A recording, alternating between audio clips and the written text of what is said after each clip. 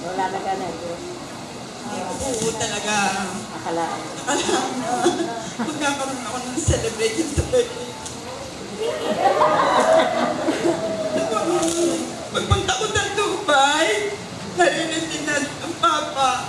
Wala akong inulit kasi paano ang birthday ko. Paano ko i-celebrate? Gusto ko lahat kasama ko sa birthday ko.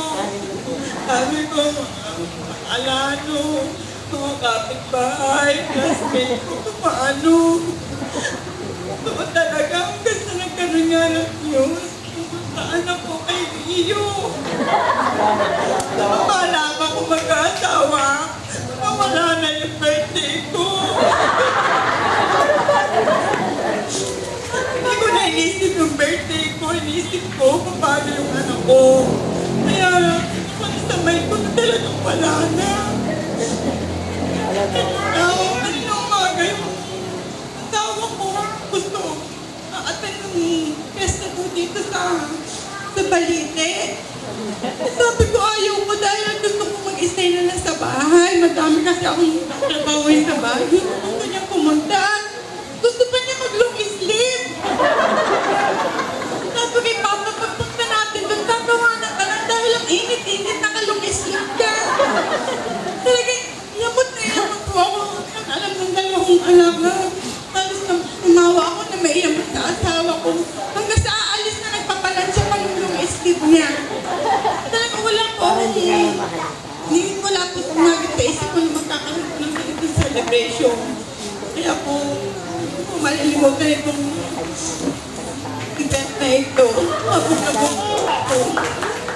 Sa pamilya ko po, maraming salamat po. Alam ko, mga tao dito, busy rin. Kumari ko, malayo pa, mga classmates ko, mga kapitbahay ko, mga Ate Linda. Pero lahat na narinito, yan ang mga bigla na gusto ko talaga makakasama sa birthday. Bigla ko talaga. Sabi ko sa ano po, yung mga bigla ko, hindi na ko hindi maaaring wala sila sa birthday ko. Sabi ko anak, mama, sino ba mga classmates mo? Sabi ko, nangyayari kayo, mama, pinakikulitan lang siya ng tanong. Hindi ko talaga ikilisip na gano'n. Anyway, maraming salamat sa inyo sa pagdalo dito. Maraming salamat sa inyo. Anak, thank you very much. Pag-ikot, iyo, papa. Mga kapatid ko, maraming salamat.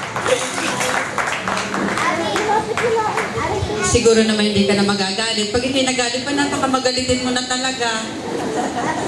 Wish ko lang, sister, sana next year 51 ka na. Okay! Ready na ka po ang food? Talagang gutom na. Okay. Pwede matugtog na lang ng happy birthday. Pwede na ho tayong kumain ngayon. Para ho tayo, alam ko kayo gutom na.